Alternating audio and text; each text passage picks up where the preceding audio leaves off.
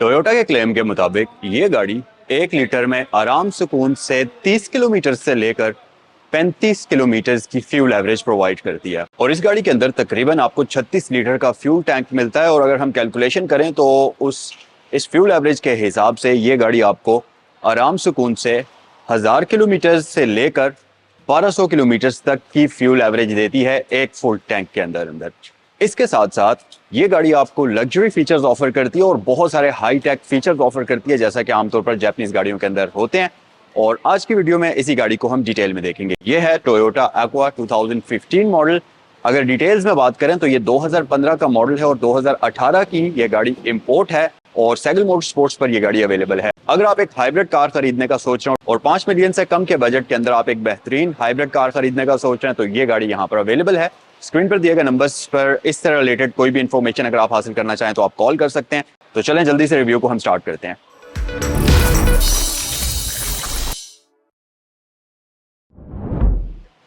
अगर हम इस गाड़ी के फ्रंट फेस की बात करते चलें तो यहाँ पर आपके पास प्रोजेक्शन लाइट्स आती हैं इसकी लो बीम के लिए, जबकि हाई बीम के लिए आपके पास सिंपल हेलोजन बल्ब में लाइट दी जाती है। लेकिन इस गाड़ी के अंदर आपको क्रिस्टल लाइट्स मिलती हैं। प्लस क्योंकि ये जापानीज गाड़ी है तो ज्यादातर जो जापानीज गाड़ियां आती हैं उनकी लाइट्स के अंदर जो उनकी बीम होती है वो एडजस्टेबल होती है। तो उस सूरत में आप उसकी लाइट का थ्रो अपनी नीड के अकॉर्डिंगली ऊपर या नीचे कर सकते हैं, जो कि एक बहुत अच्छी चीज है। और इसके साथ साथ ये गाड़ी आपको फॉग लैंप्स भी ऑफर करती है। तो अगर आप किसी ऐसे रफ एरिया में ड्राइव कर रहे हैं जहां पर आपको ज्यादा विजिबिलिटी की जरूरत है रात के वक्त, तो फॉग लैंप्स को भी आप ऑन करते हुए बेहतरीन तरीके से इस गाड़ी को ड्राइव कर सकते हैं और आपके ड्राइविंग एक्सपीरियंस को ये गाड़ी मजीद बेहतर बनाती है। उसके अलावा फ्रंट साइड पर आपको एक बिल्कुल बेसिक सा टोयोटा का लोगो मिल जाता है और उसके अंदर ब्लू कलर है, जो कि इस चीज को इंडिकेट करता है कि ये एक प्रॉपर हाइब्रिड कार है।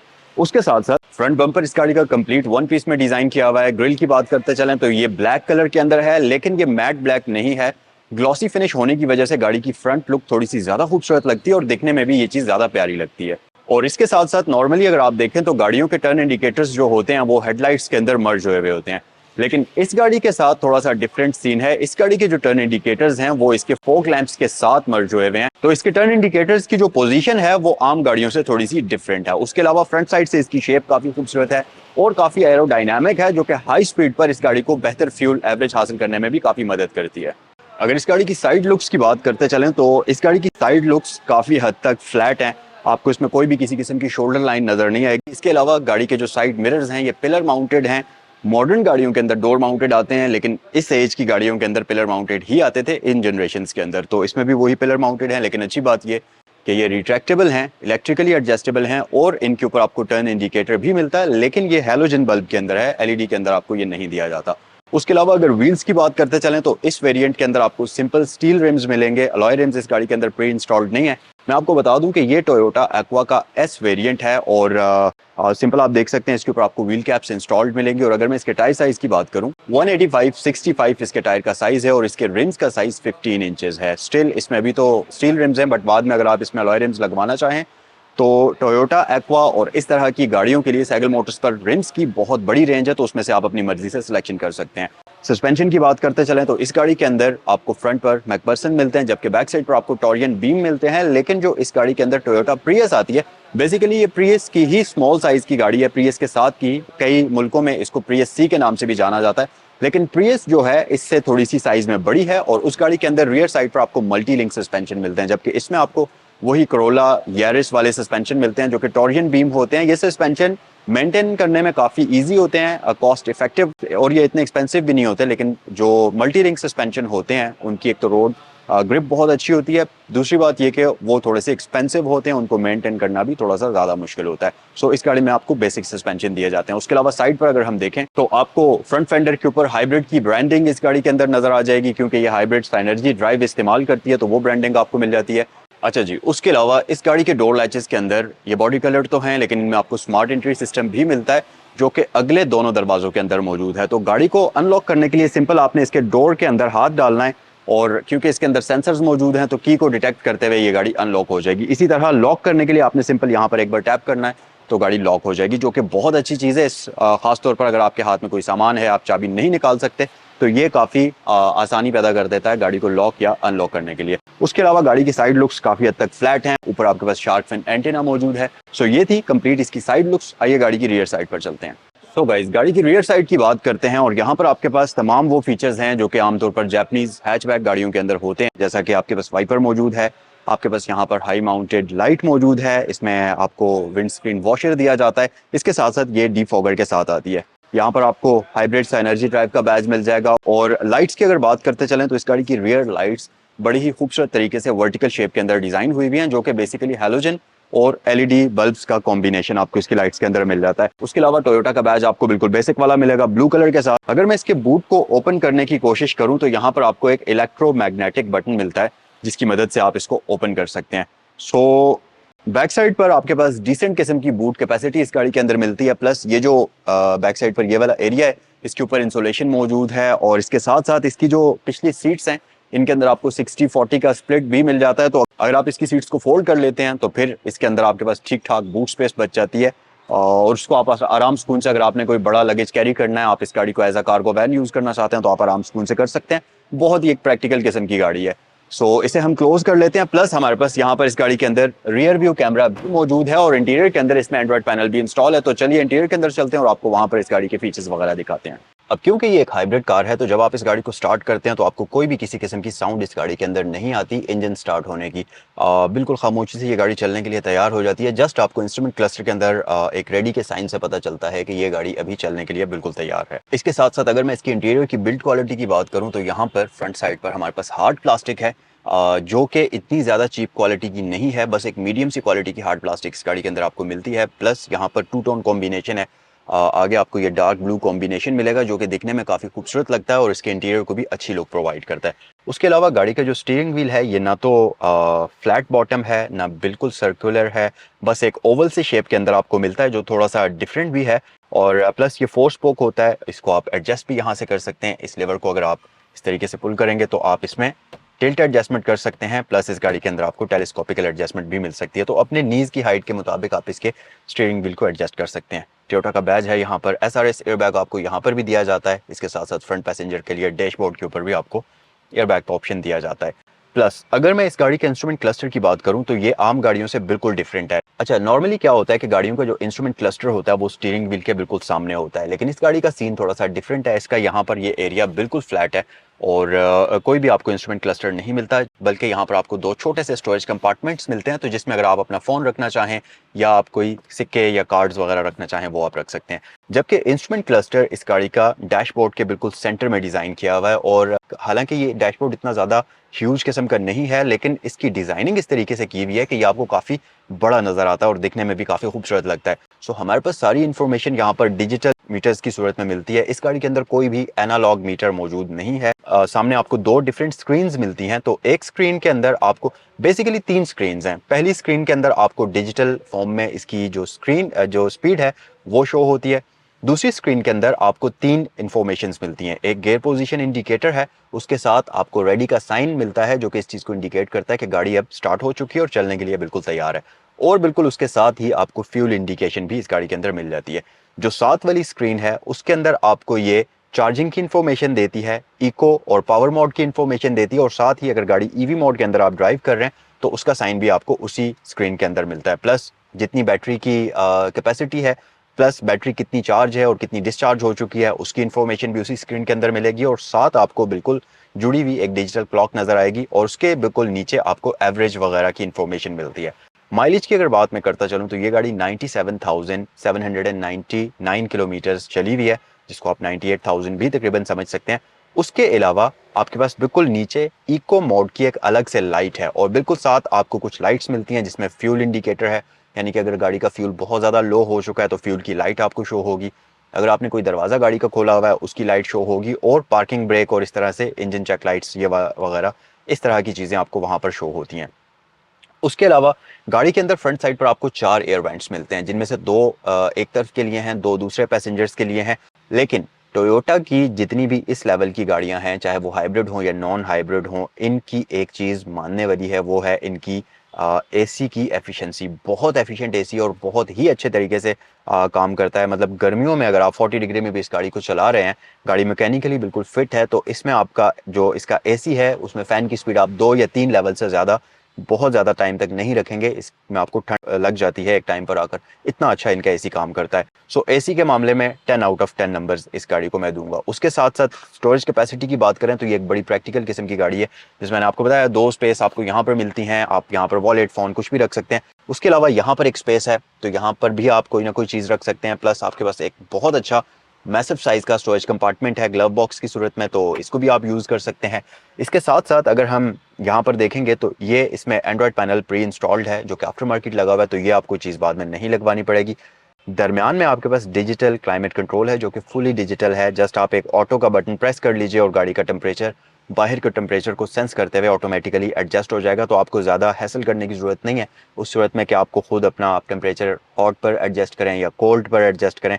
ये गाड़ी खुद ही वो आपके लिए एडजस्ट कर देगी। प्लस इस ऑटोमेटिक टेम्परेचर के अंदर फ़ैन की स्पीड भी शामिल होती है, तो उस फैन की स्पीड को भी ये गाड़ी बाहर के टेम्परेचर को सेंस करते हुए ऑटोमेटिकली एडजस्ट करती है हाई या लो के ऊपर। उसके अलावा आपके पास डीफॉगर हैं फ्रंट साइड पर और रियर साइड पर। और मैं आपको बता दूं कि इस गाड़ी के अंदर आपको एडॉप्टिव क्रूज कंट्रोल भी मिलता है, तो एंटी कोलिजन सिस्टम, इस तरह की तमाम तर चीजें आपको इस गाड़ी के अंदर मिल जाएंगी। स्टीयरिंग व्हील की राइट साइड पर हमारे पास कुछ बटन हैं, जिसमें आपके पास इंजन स्टार्ट स्टॉप बटन है। उसके अलावा इस गाड़ी के अंदर आपको क्योंकि रिट्रैक्टेबल साइड मिरर्स मिलते हैं, तो जब आप गाड़ी को लॉक करते हैं तो गाड़ी के साइड मिरर्स फोल्ड हो जाते हैं। इसी तरह जब आप गाड़ी को अनलॉक करते हैं तो गाड़ी के साइड मिरर्स अनफोल्ड हो जाते हैं। अब रिट्रैक्टेबल मिरर्स में भी इलेक्ट्रिकली जो फोल्ड होते हैं उसमें 2-3 तरह के आते हैं मिरर्स। एक तो ये होते हैं कि जब आप गाड़ी को लॉक या अनलॉक करेंगे, वो गाड़ी के अनलॉक या लॉक होने के साथ फोल्ड या ओपन होंगे, सो ये फुली रिट्रैक्टेबल होते हैं। बाज़ गाड़ियों में इस तरह के मिरर्स आते हैं कि लॉक या अनलॉक करने से वो मिरर्स फोल्ड या अनफोल्ड नहीं होते, लेकिन उनको फोल्ड या अनफोल्ड करने के लिए अलग से गाड़ी के अंदर एक बटन मिलता है, जिसको आप प्रेस करेंगे तो गाड़ी के साइड मिरर्स फोल्ड या अनफोल्ड होंगे। फिर कुछ गाड़ियों के अंदर बिल्कुल मैनुअल मिरर्स आते हैं, जिनको आपको हाथ से फोल्ड या अनफोल्ड करना पड़ता है, लेकिन उनके अंदर मोटर्स होती हैं, तो मिरर्स उनके इलेक्ट्रिकली ही एडजस्टेबल होते हैं। बट इस गाड़ी की जो मिरर्स हैं, इसको आप कह सकते हैं कि ये टॉप ऑफ द लाइन वाले हैं, जो कि जब आप गाड़ी को लॉक करेंगे तो फोल्ड हो जाएंगे, जब आप गाड़ी को अनलॉक करेंगे तो ये अनफोल्ड हो जाएंगे। लेकिन इस फीचर को आप गाड़ी के अंदर दिए गए बटन से ऑन या ऑफ भी कर सकते हैं, डिपेंड करता है आप किस सिचुएशन में गाड़ी को पार्क करते हैं। अगर आपने फोल्ड करने हैं आप या आपने ओपन रखने हैं, तो आप उस फीचर को ऑन या ऑफ कर सकते हैं। उसके अलावा यहाँ पर हमारे पास ऑटो हाई बीम असिस्ट इस गाड़ी के अंदर मिल जाता है, तो वो भी आप ऑन या ऑफ कर सकते हैं। प्लस यहाँ पर लेन असिस्ट है, एंटी कोलिजन सिस्टम के लिए आपको एक सेपरेट बटन दिया जाता है।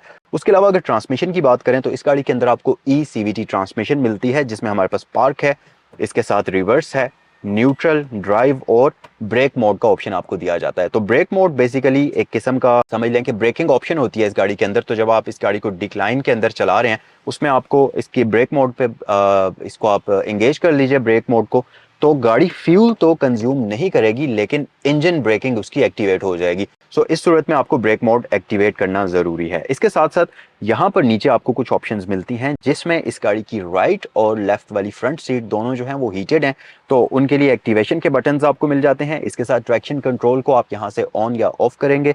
एक और बटन है जिसमें आप इस गाड़ी का इको मोड ऑन करेंगे, और उसके साथ आपको इस गाड़ी का फुल EV मोड का ऑप्शन भी मिलता है, तो आप इस गाड़ी को कंप्लीट इलेक्ट्रिकली भी चला सकते हैं। अगर मैं इस गाड़ी की सीट्स की बात करूं तो फ्रंट साइड पर आपके पास फुली लेदर सीट्स हैं, और इस गाड़ी का जो लेदर है जब आप इसको टच करते हैं तो ये बहुत ही सॉफ्ट है, बहुत ही मजे का, और आप इस गाड़ी के ऊपर जब बैठते हैं तो बड़ी एक कम्फी किस्म की फील आपको आती है, और बड़े अच्छे तरीके से इसकी सीट्स आपको ग्रिप करती हैं।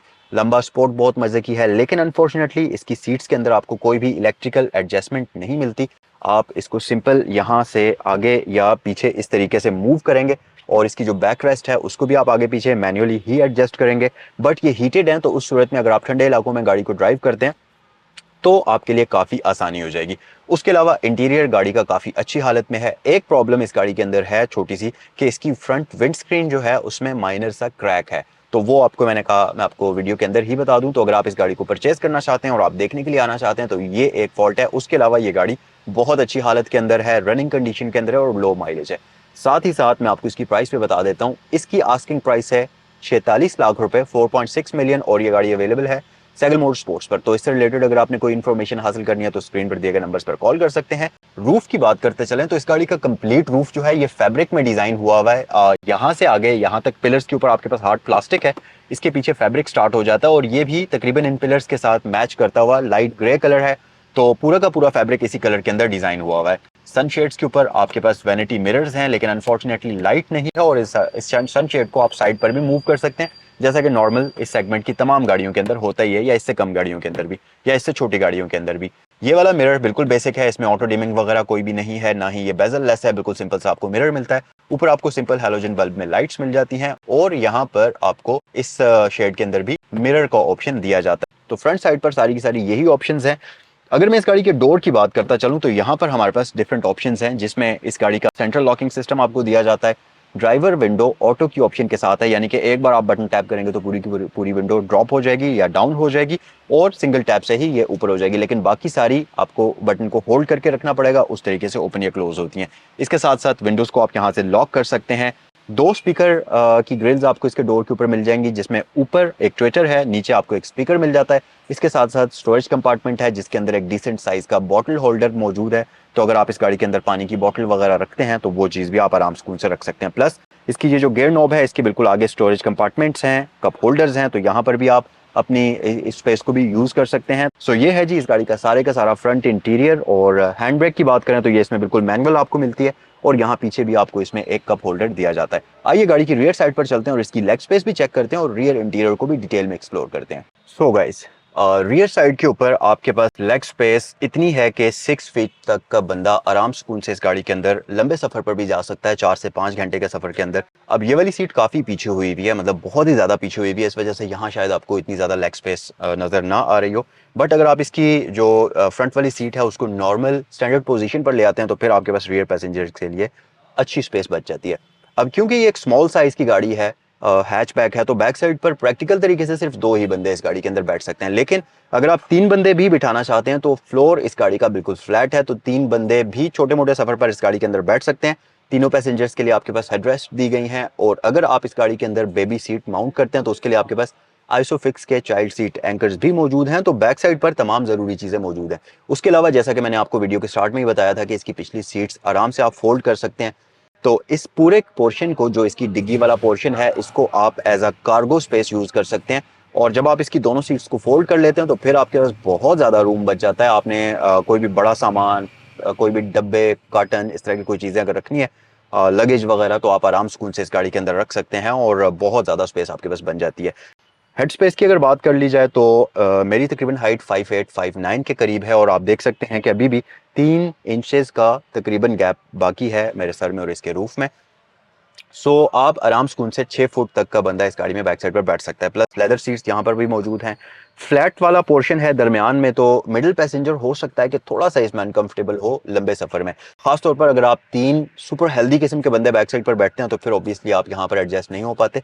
लेकिन अगर आप स्लिम हैं, मतलब ज़्यादा हैवी नहीं हैं, तो फिर आप 3 बंदे भी बैक साइड पर आराम से एडजस्ट कर सकते हैं। लेकिन 2 बंदों के लिए सुपर कंफी किस्म की स्पेस है। उसके अलावा इस ड्राइवर वाली सीट के पीछे आपके पास एक हुक मिलता है, जिसमें आप 3 kg तक का कोई भी अपना सामान, अगर आपके पास चॉपर है, कोई भी ऐसी चीज़ है, बैग है जो कि आप नहीं चाहते कि फ्लोर के ऊपर इधर उधर घूमता फिरे, तो आप उसको यहाँ पर लटका सकते हैं, और ये ऑप्शन आपको दी गई है। और इस तरफ आपके पास पॉकेट नहीं है, लेकिन दूसरी सीट के ऊपर आपके पास पॉकेट मिल जाता है। उसके अलावा आपके पास ग्रैब हैंडल्स यहाँ पर मौजूद हैं, तो थोड़ी बहुत अगर बम्पी राइड है, हाई स्पीड्स पर आप टर्न करते हैं गाड़ी को, तो पिछले पैसेंजर्स स्पोर्ट के लिए इनको यूज़ कर सकते हैं। प्लस इसकी जो पिछली हेडरेस्ट्स हैं ये एडजस्टेबल हैं, तो आप अपनी हेड की, नेक की हाइट के अकॉर्डिंगली इनको ऊपर या नीचे कर सकते हैं। अच्छा, उसके अलावा रियर साइड पर आपको 3 पैसेंजर्स के लिए बेल्ट्स का ऑप्शन भी मिलता है, सीट बेल्ट्स का। जो 2 पैसेंजर्स के बेल्ट्स हैं वो तो आपको बिल्कुल नॉर्मल, उनके बेल्ट्स नॉर्मल स्टैंडर्ड जगहों से ही बाहर आते हैं। जो तीसरा पैसेंजर है उसके लिए बेल्ट रूफ के बिल्कुल सेंटर में से बैक साइड से बाहर आता है, तो वो वहां से लगाते हुए उसको एडजस्ट कर सकता है। रियर इंटीरियर के अंदर हमारे पास तकरीबन यही चीजें हैं। आइए अब इंजन बे की तरफ चलते हैं। सो गाइस, अगर इंजन की बात कर ली जाए तो इस गाड़ी के अंदर आपको 1.5 लीटर का 1NZ इंजन मिलता है, जो कि FXE इंजन होता है, यानी कि एटकिंसन साइकिल वाला। और ये 16 वाल्व इंजन होता है, VVT-i टेक्नोलॉजी को इस्तेमाल करता है, और ये एक CVT ऑटोमेटिक ट्रांसमिशन के साथ आपको कंबाइन करके दिया जाता है। फ्यूल एवरेज की बात करते चलें तो ये गाड़ी आपको आराम से 25 से 33 किलोमीटर तक की फ्यूल एवरेज प्रोवाइड कर सकती है। डिपेंड करता है आप इस गाड़ी को किस तरीके से ड्राइव करते हैं। सो गाइस, ये था आज का review Toyota aqua 2015 model S package का। कमेंट सेक्शन में मुझे बताइए कि ये वीडियो आपको कैसी लगी, और अगर आप इस गाड़ी को खरीदना चाहें या इससे रिलेटेड कोई भी किसी किस्म की इन्फॉर्मेशन हासिल करना चाहें तो ये गाड़ी अवेलेबल है सैगल मोटर स्पोर्ट्स पर। सैगल मोटर्स की दोनों ब्रांचेस के नंबर्स आपकी स्क्रीन पर दिए गए हैं। एक ब्रांच तो सदर में है, मरी रोड के ऊपर, और दूसरी ब्रांच रावलपिंडी जीटी रोड पर है, डीएचए फेज 2 गेट 1 के बिल्कुल ऑपोजिट साइड पर, सैगल मोटर स्पोर्ट्स के नाम से। तो दोनों ही ब्रांचेस के नंबर्स आपको स्क्रीन पर दिए गए हैं, जिस पर भी आप कॉल करना चाहें इससे रिलेटेड आप मालूमात हासिल कर सकते हैं। प्राइस की अगर बात करते चलें तो इस गाड़ी की डिमांड है 4.6 मिलियन, 46 लाख रुपए इस गाड़ी की आस्किंग प्राइस है। स्क्रीन पर दिए गए नंबर्स पर कॉल करें मजीद मालूमात को हासिल करने के लिए। नेक्स्ट वीडियो में आपसे मुलाकात होती है। अस्सलाम वालेकुम।